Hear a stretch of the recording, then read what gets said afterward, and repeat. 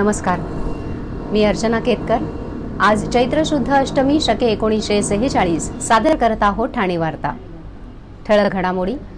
ठाणेकर उष्णतेने हैराण झालेले असतानाच पुढील 2 दिवस उष्णतेची लाट, वेधशाळेचा अंदाज। देशातील रेल्वेने केलं 171व्या वर्षात पदार्पण आणि गुरुवारी ठाण्यातील काही भागात पाणी पुरवठा 24 तासांसाठी पूर्णपणे बंद। या आणि इतर घडामोडी विस्तृतपणे पण काही क्षणातच आमच्या फेसबुक पेज तसंच यूट्यूब चॅनल आणि संकेतस्थळाला सबस्क्राइब करायला विसरू नका। आपण पाहत आहात श्री स्थानक वाहिनी, ठाणे जिल्ह्याचं मुख्य व्यासपीठ। ठाणे वार्ता पहा श्री स्थानक वाहिनीवर। आता सकाळी 9:15 पासून रात्री 9:15 पर्यंत ठाणे वार्ता, ठाण्यातील पहिलं दृकश्राव्य माध्यम। ठाणे वार्ता आणि श्री स्थानक वाहिनीचं लाईव्ह स्ट्रीमिंग ठाणेवार्ता.com वरील लाईव्ह स्ट्रीम वर क्लिक करा आणि अगदी मोबाईलवरही ठाणे वार्ता श्री स्थानक वाहिनीचा आनंद लुटा। यासाठी आमचं ॲप डाउनलोड करा। ठाणे वार्ता पहा श्री स्थानक वाहिनीवर। आता सकाळी 9:15 पासून रात्री 9:15 पर्यंत ठाणे वार्ता, ठाण्यातील पहिलं दृकश्राव्य माध्यम। आपण पाहत आहात श्री स्थानक वाहिनी, ठाणे जिल्ह्याचं मुख्य व्यासपीठ। ठाणे महानगरपालिका क्षेत्रात मुंब्रा, कळवा, माजिवडा, मानपाडा आणि वागळे प्रभाग समितीमध्ये महाराष्ट्र औद्योगिक विकास महामंडळामार्फत पाणी पुरवठा करण्यात येतो। महाराष्ट्र औद्योगिक विकास महामंडळाच्या पाणीपुरवठा योजनेच्या अंतर्गत 12वी गुरुत्व वाहिनीचं कटाई नाका ते शीळ टाकी इथे तातडीचे दुरुस्तीचे काम हाती घेतल्यामुळे गुरुवारी 18 एप्रिलला रात्री 12 ते शुक्रवार 19 एप्रिल रात्री 12 वाजेपर्यंत असा एकूण 24 तास पाणी पुरवठा बंद राहील। या शटडाऊन कालावधीत ठाणे महापालिकेअंतर्गत दिवा, मुंब्रा प्रभाग क्रमांक 26 आणि 31 चा काही भाग वगळता आणि कळवा प्रभाग समितीमधील सर्व भागांमध्ये आणि वागळे प्रभाग समितीमधील रूपादेवी पाडा, किसन नगर नंबर 2, नेहरू नगर तसेच मानपाडा प्रभाग समिती अंतर्गत कोलशेत, खालचा गाव येथील पाणीपुरवठा 24 तासांसाठी पूर्णपणे बंद राहणार आहे। पाणीपुरवठा सुरू झाल्यानंतर पुढील 1 ते 2 दिवस कमी दाबाने पाणीपुरवठा होईल याची कृपया नागरिकांनी नोंद घ्यावी। या कालावधीत पाण्याचा वापर काटकसरीने करून ठाणे महानगरपालिकेला सहकार्य करावं असं आवाहन नागरिकांना महापालिकेच्या वतीने करण्यात येत आहे।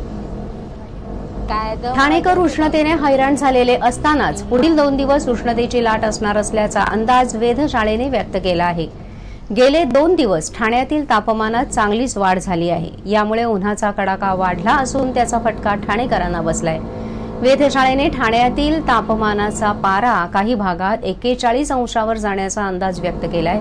विशेषतः ग्रामीण भागात हा पारा अधिक असल्याचंही म्हटलं आहे। दुपारच्या वेळेत तापमानातील वाढ अधिक जाणवत आहे, त्यामुळे घरातून बाहेर पडणे अनेक जण टाळून अगदी पर्याय नाही अशी मंडळीच घराच्या बाहेर पडत आहेत। उन्हामध्ये फिरताना विशेष काळजी घ्यावी। विशेषतः घराच्या बाहेर जाताना छत्री अथवा डोक्यात टोपी घालावी आणि भरपूर पाणी प्यावं असं आवाहन जिल्हा शल्य चिकित्सक डॉक्टर कैलास पवार यांनी केलं आहे। सध्या मोठ्या प्रमाणावर वाढलेलं नागरिकीकरण, सिमेंटचे रस्ते, टोलेजंग इमारती या ना त्या कारणाने होणारी वृक्षतोड यामुळे उष्णतेचा फटका बसतो आहे। लोकसभा सार्वत्रिक निवडणुकीच्या पार्श्वभूमीवर ठाणे लोकसभा मतदारसंघ निवडणूक निर्णय अधिकारी कार्यालयाने स्थापन केलेल्या टपाली मतदान कक्षाला जिल्हा निवडणूक निर्णय अधिकारी अशोक शिनगारे यांनी भेट देऊन टपाली मतदानासंदर्भातील तयारीची माहिती घेतली। ठाणे लोकसभा मतदारसंघ निवडणूक निर्णय अधिकारी कार्यालयाच्या वतीने जिल्हाधिकारी कार्यालयात टपाली मतदान कक्षाची स्थापना करण्यात आली आहे। या कक्षाला जिल्हा निवडणूक निर्णय अधिकारी शिनगारे यांनी भेट देऊन टपाली मतदान प्रक्रियेचा आढावा घेतला। या कक्षामध्ये 20 मे रोजी होणाऱ्या 12 लोकसभा मतदारसंघनिहाय वर्गीकरण करून टपाली मतदानासंबंधीचे फॉर्म ठेवण्यात आले आहेत। या कक्षामार्फत टपाली मतदानाला लागणारे नमुना 12, नमुना 12A आणि नमुना 12D या अर्जांचं वितरण होत आहे। टपाली मतदान अर्ज नमुना 12 हा नाशिक, धुळे, पालघर, मुंबई शहर आणि मुंबई उपनगर जिल्ह्यात राहणारे आणि ठाणे जिल्ह्यात कर्तव्यावर असणाऱ्या कर्मचाऱ्यांना मतदान करण्यासाठी देण्यात येतो। आतापर्यंत 861 अर्ज जमा झाले आहेत। ठाणे जिल्ह्याअंतर्गत असलेल्या विधानसभा मतदारसंघ क्रमांक 145 ते 151 अंतर्गत कार्यरत असणाऱ्या शासकीय कर्मचाऱ्यांना नमुना 12A अंतर्गत निवडणूक कर्तव्य प्रमाणपत्र दिलं जातं। त्याद्वारे हे कर्मचारी मतदार यादीत नाव असलेल्या ठिकाणी टपाली मतदानाद्वारे मतपत्रिका पाठवतात। आतापर्यंत 1323 अर्ज आले आहेत। जिल्ह्यातील कर्तव्यावर असलेले पोलीस, 85 वर्ष आणि त्यापुढील वयोगटातील ज्येष्ठ नागरिक आणि दिव्यांग नागरिकांना मतदानासाठी नमुना 12D देण्यात येतो। अशा मतदारांची माहिती जमा करण्याची प्रक्रिया सुरू असून संबंधितांना नमुना 12D देऊन टपाली मतदान करण्यासंबंधी जनजागृती करण्यात येत असल्याचंही यावेळी सांगण्यात आलं। तसेच यावेळी पोस्टल बॅलेट संदर्भातही जिल्हाधिकाऱ्यांनी माहिती घेऊन कक्षाच्या कामकाजासंदर्भात समाधान व्यक्त केलं। निवडणूक निर्णय अधिकारी जायभाये धुळे यांनी कक्षाच्या कामकाजाची माहिती दिली।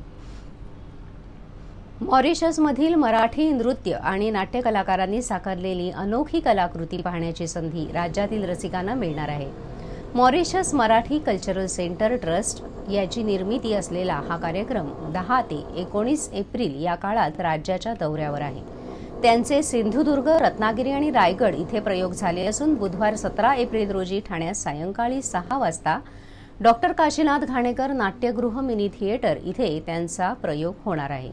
6 नृत्य कलाकार आणि 4 नाट्य कलाकार असा हा संच आहे। डिसेंबर 2023 मध्ये MMCTने आयोजित केलेल्या नृत्याविष्कार स्पर्धेतील हे कलाकार आहेत। तर नाट्य कलाकारांनी गेल्या वर्षी सप्टेंबरमध्ये कला आणि सांस्कृतिक वारसा मंत्रालयाने आयोजित केलेल्या स्पर्धेत विजेतेपद पटकावले होते। या शिष्टमंडळाचे नेतृत्व MMCTचे अध्यक्ष आणि सांस्कृतिक प्रकल्पाचे शिल्पकार अर्जुन पुतला हे करत आहेत।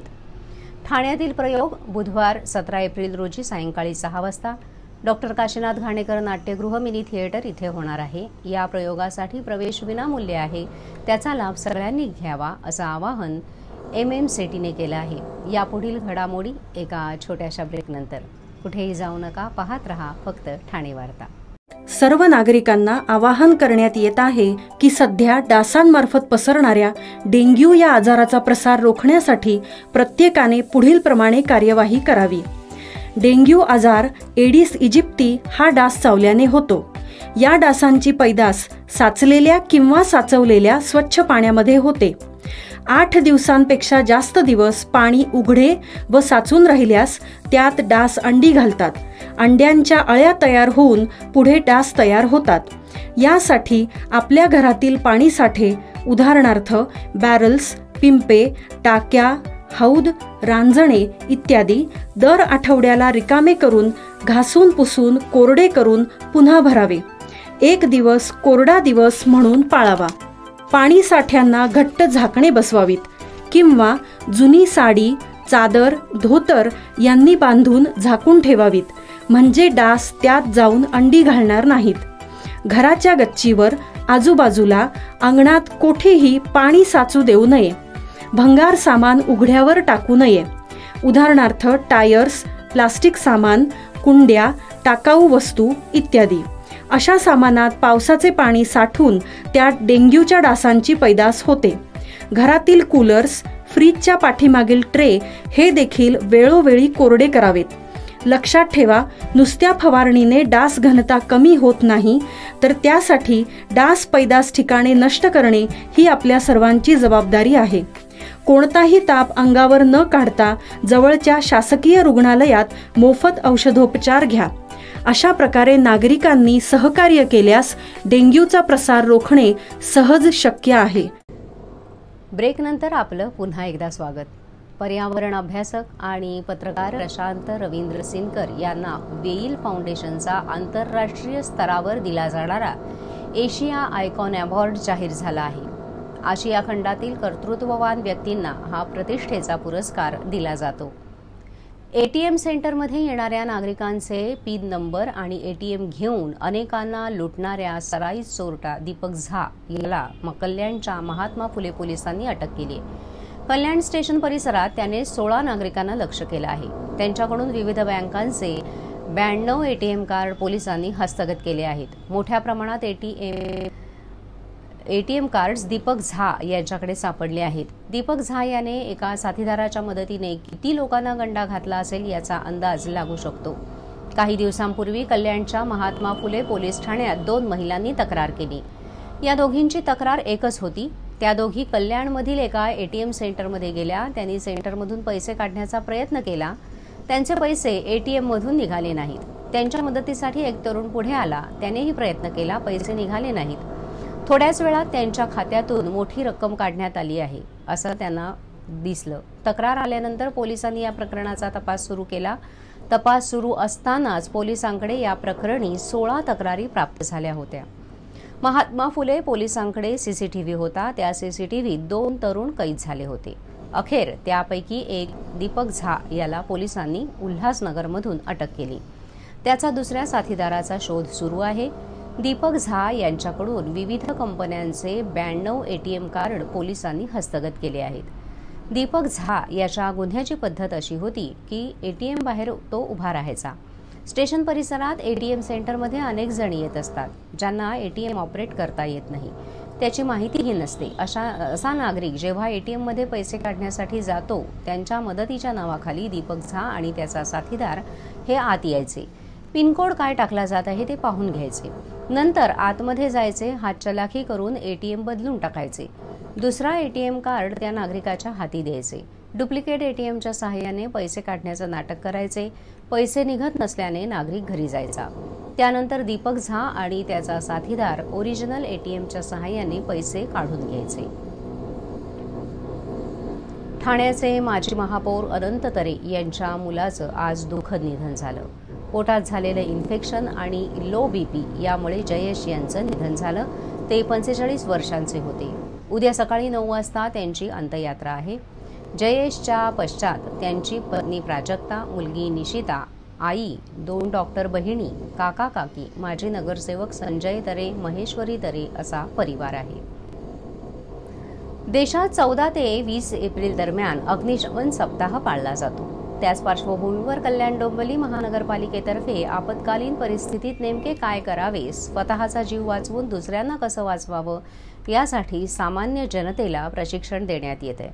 रोज संध्याकाळी 5 ते 10 या वेळेत वेगवेगळ्या 6 ठिकाणी हे प्रशिक्षण देण्यात येत असल्याची माहिती अग्निशमन दलाचे अधिकारी नामदेव चौधरी यांनी दिली। यावेळी सर्वसामान्य नागरिकांना अग्निशमन विभागातील विविध साहित्याची माहिती देखील दिली जात आहे। त्याचबरोबर मॉलमध्ये काम करणाऱ्या कर्मचाऱ्यांना आग लागली किंवा एखादा आतंकवादी हल्ला झाला तर काय करायला हवे या संदर्भात प्रशिक्षण देत असल्याचंही त्यांनी सांगितलं। देशामध्ये रेल्वे सुरू होण्याला 170 वर्ष पूर्ण झाली असून आज देशातील रेल्वेने 171व्या वर्षात पदार्पण केलं। रेल्वेचा हा वर्धापन दिन मोठ्या जल्लोषात साजरा करण्यात आला। ठाणे रेल्वे स्थानकामध्ये देशातील पहिल्या वाफेच्या इंजिनाची प्रतिकृती ठेवण्यात आली असून त्या ठिकाणी केक कापून हा वर्धापन दिन साजरा करण्यात आला। ब्रिटिश काळात देशातील पहिली रेल्वे 16 एप्रिल 1853 साली बोरीबंदर ते ठाणे अशी धावली। बोरीबंदर ते ठाणे अशी आशिया खंडातील पहिली रेल्वे 170 वर्षापूर्वी 16 एप्रिल 1853 रोजी धावली। त्यावेळी 400 प्रवाशांना घेऊन आलेल्या या रेल्वेला 1 तास 15 मिनिटं लागली होती। कालांतराने हळूहळू ठाणे स्थानकाचा विस्तार होत गेला। सद्यस्थितीत ठाणे स्थानकात एकूण 11 फलाट असून मध्य रेल्वे आणि ट्रान्स हार्बर मार्गावर दररोज लाखो प्रवासी प्रवास करतात। सध्या ठाणे रेल्वे स्थानक हे देशातील सर्वाधिक प्रवासी संख्या असलेलं रेल्वे स्थानक आहे। एकीकडे तंत्रज्ञानाने मोठी झेप घेतली असतानाच दुसरीकडे आज जवळजवळ 170 वर्षांनंतरही बोरीबंदर ते ठाणे प्रवासाला तितकाच वेळ लागतो आहे। प्रवाशांच्या समस्यांमध्ये मोठी भर पडली असून राजकीय पक्ष या समस्या सोडवण्यासाठी फारसे इच्छुक नसल्याचं दिसत नाही। आपण पाहत आहात श्री स्थानक वाहिनी, ठाणे जिल्ह्याचं मुख्य व्यासपीठ। ठाणे वार्ता पहा श्री स्थानक वाहिनीवर। आता सकाळी 9:15 पासून रात्री 9:15 पर्यंत ठाणे वार्ता, ठाण्यातील पहिलं दृकश्राव्य माध्यम। ठाणे वार्ता आणि श्री स्थानक वाहिनीचं लाईव्ह स्ट्रीमिंग ठाणेवार्ता.com वरील लाईव्ह स्ट्रीमवर क्लिक करा आणि अगदी मोबाईलवरही ठाणे वार्ता श्री स्थानक वाहिनीचा आनंद लुटा। यासाठी आमचं ॲप डाउनलोड करा। ठाणे वार्ता पहा श्री स्थानक वाहिनीवर। आता सकाळी 9:15 पासून रात्री 9:15 पर्यंत ठाणे वार्ता, ठाण्यातील पहिलं दृकश्राव्य माध्यम। आपण पाहत आहात श्री स्थानक वाहिनी, ठाणे जिल्ह्याचं मुख्य व्यासपीठ. आपण आपले कार्यक्रम अथवा बातम्या आम्हाला ठाणेवार्ता@gmail.com या आमच्या ईमेलवर कळवू शकता. ठळक घडामोडी शेवटी पुन्हा एकदा. ठाणेकर उष्णतेने हैराण झालेले असतानाच पुढील 2 दिवस उष्णतेची लाट, वेधशाळेचा अंदाज. देशातील रेल्वेनं केलं 171व्या वर्षात पदार्पण. आणि गुरुवारी ठाण्यातील काही भागात पाणी पुरवठा 24 तासांसाठी पूर्णपणे बंद. या होत्या ठाणे वार्ता. आपली एखादी बातमी बघायची राहून गेल्यास आपण आमच्या ठाणेवार्ता.in या संकेतस्थळाला वा फेसबुक पेज तसंच यूट्यूब चॅनलला अवश्य भेट द्या. पुन्हा भेटू पुढील बातमीपत्रात फक्त श्री स्थानक वाहिनीवर. धन्यवाद.